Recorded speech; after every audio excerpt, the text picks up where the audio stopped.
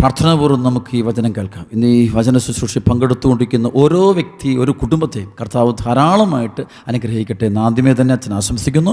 പ്രാർത്ഥനാപൂർവ്വം നമുക്ക് ഈശ്വര സന്നിധിയിലെ ഈശോ അനുഭവത്തിനായിട്ട് നമുക്ക് ആഗ്രഹിച്ച് പ്രാർത്ഥിക്കാം. സങ്കീർത്തനം 62 1 മുതലുള്ള വചനമാണ് നമ്മൾ വളരെ പ്രധാനമായിട്ട് ഇന്ന് ധ്യാനാത്മകമായിട്ട് നമ്മൾ സ്വീകരിച്ച് വചന ഹൃദയം സംഗ്രഹിക്കാൻ പോകുന്നത്. ദൈവത്തിൽ മാത്രമാണ് എനിക്ക് ആശ്വാസം, അവിടുന്നാണ് എനിക്ക് രക്ഷ നൽകുന്നത്, അവിടുന്ന് മാത്രമാണ് എൻ്റെ അഭയശിലയും കോട്ടയും, ഞാൻ കുലുങ്ങി വീഴുകയില്ല. ചരിഞ്ഞ മതിലും ആടുന്ന വേലിയും പോലുള്ള ഒരുവനെ തകർക്കാൻ നിങ്ങൾ എത്ര നാൾ ഉരുമ്പെടും? അവൻ്റെ ഔന്നത്യത്തിൽ നിന്ന് അവനെ തള്ളിയിടാൻ മാത്രമാണ് അവർ ആലോചിക്കുന്നത്. അവർ വ്യാജത്തിൽ ആനന്ദിക്കുന്നു, അധരങ്ങൾ കൊണ്ട് അനുഗ്രഹിക്കുന്നു, ഹൃദയം കൊണ്ട് ശപിക്കുന്നു. ദൈവത്തിൽ മാത്രമാണ് എനിക്ക് ആശ്വാസം, അവിടുന്നാണ് എനിക്ക് പ്രത്യാശ നൽകുന്നത്, അവിടുന്ന് മാത്രമാണ് എൻ്റെ അഭയശിലയും കോട്ടയും, എനിക്ക് കുലുക്കം തട്ടുകയില്ല. എൻ്റെ മോചനവും മഹിമയും ദൈവത്തിലാണ്, എൻ്റെ രക്ഷാശിലയും അഭയവും ദൈവമാണ്.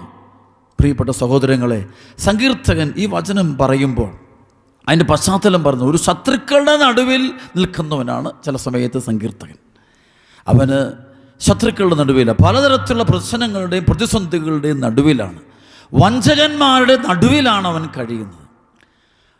ഒരുപാട് ചതിയന്മാരുടെ നടുവിൽ നിന്നാണ് അവന് ദൈവരാജ്യത്തിൻ്റെ സുവിശേഷം അവൻ പ്രഘോഷിക്കുന്നത്. അപ്പോൾ അതുകൊണ്ടാണ് അവൻ പറയുന്നത്, അവന് ചുറ്റുമുള്ള ആളുകളുടെ സ്വഭാവങ്ങളെല്ലാം വെച്ചിട്ടാണ് പറയാണ്, ദൈവത്തിൽ മാത്രമാണ് എനിക്ക് ആശ്വാസം, അവിടുന്നാണ് എനിക്ക് രക്ഷ നൽകുന്നത്.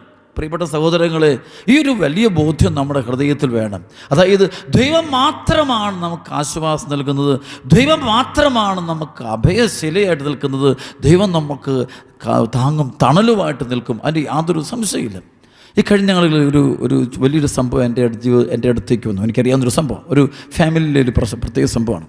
അപ്പോൾ ഒരു പൈശാചിക പീഡ അവിടെ പലരിലും ഉണ്ട്. ഒറിജിനലായിട്ടുള്ള പൈശാചിക പീഡയുള്ള ഒരു കുട്ടി അവിടെയുണ്ട്. അപ്പോൾ അതേസമയം തന്നെ ഇവിടെ വേറൊരു കുട്ടിയുണ്ട്. ആ കുട്ടി നല്ല കൃപയിലുള്ള കുഞ്ഞാണ്. അപ്പോൾ ഈ പൈശാചിക പീഡയിലുള്ള കുട്ടിയോട് ദുഷ്ടാരൂപി പറയുന്നൊരു വാക്കുണ്ട്, മറ്റേ ആ കൊച്ചിനെ അപ്പോൾ ചോദിക്കും, എന്തുകൊണ്ടാണ് നിനക്ക് ഈ ഇളയ കുട്ടീനെ ഉപദ്രവിക്കാൻ പറ്റാത്തത് എന്ന് ചോദിക്കുമ്പോൾ ഉടനെ ദുഷ്ടാരൂപി പറയുന്നൊരു വാക്കുണ്ട്, ഈ ഇളയ കൊച്ച് വർഷങ്ങളായിട്ട് കുഞ്ഞുനാൾ തൊട്ട് ചൊല്ലി പ്രാർത്ഥിച്ച ഒരു വചനമുണ്ട്. അത് യെശയ്യാ 41:10. അതായത്, ഭയപ്പെടേണ്ട, ഞാൻ നിന്നോട് കൂടെയുണ്ട്, സംഭ്രമിക്കേണ്ട, ഞാനാണ് നിൻ്റെ ദൈവം. അപ്പോൾ ഭയപ്പെടേണ്ട, ഞാൻ നിന്നോട് കൂടെയുണ്ട്, സംഭ്രമിക്കേണ്ട, ഞാനാണ് നിൻ്റെ ദൈവം. ഇത് കുഞ്ഞുനാളിൽ അമ്മ ഈ കുട്ടിക്ക് പറഞ്ഞു കൊടുത്ത് പഠിപ്പിച്ചൊരു വചനമാണ്. അപ്പോൾ ഈ വചനമാണ് എപ്പോഴും ഈ കുട്ടി ആവർത്തിച്ച് ചൊല്ലും. സ്കൂളിൽ പോകുമ്പോഴും പോകുന്ന വഴിയിലും ഈ വചനം, ഭയപ്പെടേണ്ട, ഞാൻ നിന്നോട് കൂടെയുണ്ട്, സംഭ്രമിക്കേണ്ട, ഞാനാണ് നിൻ്റെ ദൈവം എന്ന് കർത്താവ് അരുളി ചെയ്യുന്നു. അപ്പോൾ ഈ വചനം ഉച്ചരിച്ചുകൊണ്ടിരിക്കുന്ന സാത്താൻ്റെ ശക്തികൾക്ക് ആ കുട്ടീനെ തകർക്കാൻ പറ്റുന്നില്ല, മാനസികമായിട്ട് തകർക്കാൻ പറ്റുന്നില്ല. അപമാനങ്ങളും വരുമ്പോൾ തകർക്കാൻ പറ്റുന്നില്ല. പരാജയങ്ങളും തോൽവി വരുമ്പോഴും കുട്ടി ചൊല്ലും, ഈ വചനം ചൊല്ലുകയാണ്. അതായത്, ഭയപ്പെടേണ്ട, ഞാൻ നിന്നോട് കൂടെയുണ്ട്, സംഭ്രമിക്കേണ്ട, ഞാനാണ് നിൻ്റെ ദൈവമെന്ന് പറയുന്നു.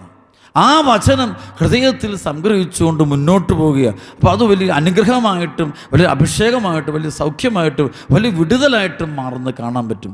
പ്രിയപ്പെട്ട സഹോദരങ്ങൾ, അതുകൊണ്ട് നമ്മുടെയൊക്കെ ജീവിതത്തിൽ കർത്താവാണ് എൻ്റെ അഭയം, കർത്താവാണ് എൻ്റെ ആശ്രയമെന്ന് രാവും പകൽ നമ്മൾ പറഞ്ഞാൽ തന്നെ പൈശാചിക അരൂപികൾ നമ്മെ നിരാശപ്പെടും, നമ്മൾ തകർക്കുന്ന തിന്മയുടെ ശക്തികൾ നമ്മുടെ പരിസരത്ത് വരില്ല, നമ്മുടെ ജീവിതത്തിൽ വരും, നമ്മുടെ കുടുംബത്തിലേക്ക് വരില്ല, നമ്മുടെ പ്രിയപ്പെട്ടവരൊന്നും തൊടുക പോലുമില്ല.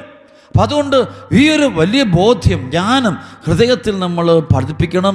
ധ്യാനിച്ചുകൊണ്ട് ദൈവത്തിന് കൊടാനുകൂടി നന്ദി പറയാനായിട്ട് നമ്മളെപ്പോഴും തയ്യാറാണ്. അതുകൊണ്ട് കർത്താവാണ് എൻ്റെ അഭയം, കർത്താവാണ് എൻ്റെ ആശ്രയം, ആർക്കും എന്നെ ഒന്നും ചെയ്യാനാവില്ല എന്ന് നമ്മൾ പറയണം.